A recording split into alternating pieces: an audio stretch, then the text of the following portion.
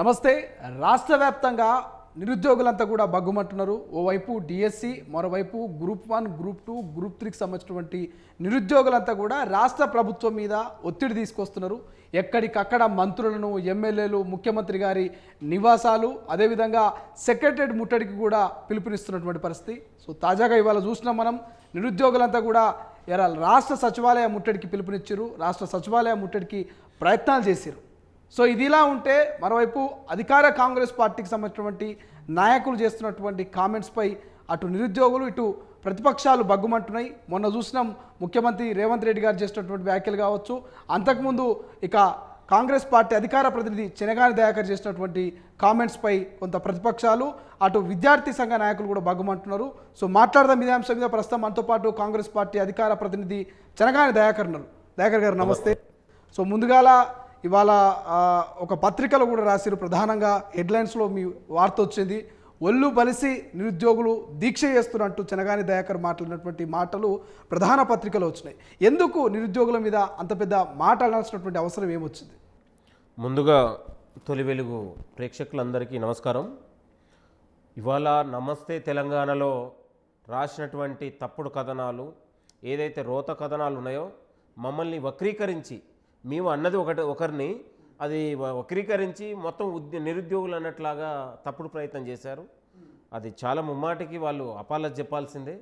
అంటే నిరుద్యోగుల అభిమానాన్ని లేదా నిరుద్యోగుల ఆదరణను పెంచుకోవడానికి ఇవాళ బీఆర్ఎస్ పార్టీ దాని యొక్క గుమాస్తా పత్రిక అయినటువంటి నమస్తే తెలంగాణ పత్రిక తప్పుడు కథనాలతో రాష్ట్రంలో ఉన్నటువంటి ఏ సమస్య వాళ్ళకు పట్టదు. రోజు పొద్దున్న లేస్తే నిరుద్యోగులు ఆందోళన అదే ప్రధానమైన శీర్షికలో కనపడతా ఉంది. కాబట్టి అది ముమ్మాటికి తప్పు. నిరుద్యోగులు అనే వాళ్ళని ఎప్పుడు కూడా కించపరచలేదు. నిరుద్యోగులు కాంగ్రెస్ బిడ్డల్లాగానే ప్రభుత్వం భావిస్తూ ఉంది. మేము 10 ఏళ్ల కాలంలో నిరుద్యోగుల కోసం, ఉద్యోగాల కోసం పోరాటం చేసినాం. వాళ్ళ సమస్యల కోసం అగ్రభాగంలో ఇప్పుడు కూడా వాళ్ళ సమస్యలు తెలుసుకొని ముఖ్యమంత్రి గారికి, మంత్రులకు ఇవ్వడానికి మాలాంటి వాళ్ళం నిరంతరం కృషి చేస్తూ ఉన్నాం, పనిచేస్తూ ఉన్నాం. ఎక్కడండి మీరు చెప్పండి? నిరుద్యోగుల మీద రాష్ట్ర ప్రభుత్వానికి అంత చిత్తశుద్ధి ఉంటే, నిజంగా మంత్రులకు అంత చిత్తశుద్ధి ఉంటే, ముఖ్యమంత్రి గారికి అంత చిత్తశుద్ధి ఉంటే, ఒక 10 నిమిషాలు నిరుద్యోగులకు సమయాన్ని కేటాయించి వాళ్ళతో చర్చలు జరపలేకపోతుంది ఎందుకు? మరి అట్లేదుగా అనుకుంటారు. ఎంతమంది నిరుద్యోగులు కలుస్తూ ఉన్నారు, ఎంతమంది విద్యావంతులు కలుస్తూ ఉన్నారు. ఇప్పుడు నిరుద్యోగులు అనేవాళ్ళు ఎంతమందిని కలిస్తే ఉంటుంది చెప్పండి మీరు?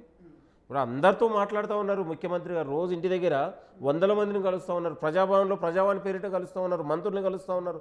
డిప్యూటీ సీఎంని కలుస్తూ ఉన్నారు. ఎందుకు కలవట్లేదండి? ఇది అదో ఒక ప్రాపగాండా నేను అనేది.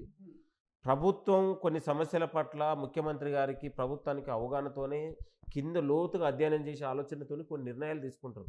ప్రతిదీ కొన్ని నిర్ణయాలు తీసుకునేటప్పుడు ప్రభుత్వ పాలసీలో అందరినీ మనిషిని అడిగి చేయలేదు. ఇది ఒక ప్రజాప్రభుత్వం అండి. 10 ఏళ్ల కాలంలో ప్రజలతో మమేకమై పోరాటం చేసి ప్రభుత్వాన్ని ఏర్పరచుకున్నటువంటి పార్టీ ఇది. మీరు గుర్తుపెట్టుకోండి. ప్రతి అంశం దాని మీద ముఖ్యమంత్రి గారికి అవగాహన ఉంది. ప్రతి సమస్య మీద అవగాహన ఉంది. ప్రతి అంశాన్ని, ప్రతి ఇష్యూని తీసుకునేటప్పుడు ఆయన చాలా లోతైన అధ్యయనం చేసి ఆలోచన చేస్తూ ఉన్నారు. మీరు గుర్తుపెట్టుకోండి. ఇవాళ డిఎస్సి అంశంలో కూడా ముఖ్యమంత్రి గారికి చాలా స్పష్టమైన అవగాహన ఉంది. 10 ఏళ్ల కాలంలో డిఎస్సి లేదు, ఇవాళ బళ్ళు బంద్ అయిపోయినాయి, టీచర్ లేరు, ఇలా అనేకమైనటువంటి ప్రభుత్వ విద్య మొత్తం కూడా కుంటపడిపోయింది. దాన్ని ఎట్లా డెవలప్ చేయాలి? ఇప్పుడు మేజర్గా దాదాపు ఒక 60 నుంచి 75% మంది పేద పిల్లలు ప్రభుత్వ బళ్ళల్లో చదువుతారు. మరి అందరూ కార్పొరేట్ బళ్ళు, అందరూ ప్రైవేట్ బళ్ళు చదువుకోలేరు కదా నేను అంటున్నాను. మరి వాళ్ళకు కూడా విద్య ఉండాలి కదా, ఆ పిల్లలకు కూడా చదువు ఉండాలి కదా.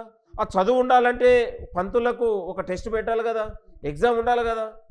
ఎట్లా ఈ ప్రతిపక్షాలు ఎన్ని గుడ్డిగా ఆరోపణలు చేస్తూ ఉన్నాయంటే, అరే 10 ఏళ్ల కాలంలో నువ్వు డిఎస్సి ఇవ్వలేదు, బళ్ళను బంద్ చేసినావు, అసలు మొత్తం కూడా ప్రభుత్వ విద్యను కుంటపడేసి ప్రైవేటు విద్యకు నువ్వు ప్రోత్సహించినావు. అది కాదు, మనం గ్రామీణ ప్రాంతాల్లో ఉన్నటువంటి స్కూల్ ఉండాలి, బడి ఉండాలి, పేద బిడ్డలకు చదివియాలని అంటే కూడా ప్రతిపక్షాలు నమ్మరు. అసలైన తొలి వెలుగు. ఫాలో వాట్సాప్ @తొలి వెలుగు official.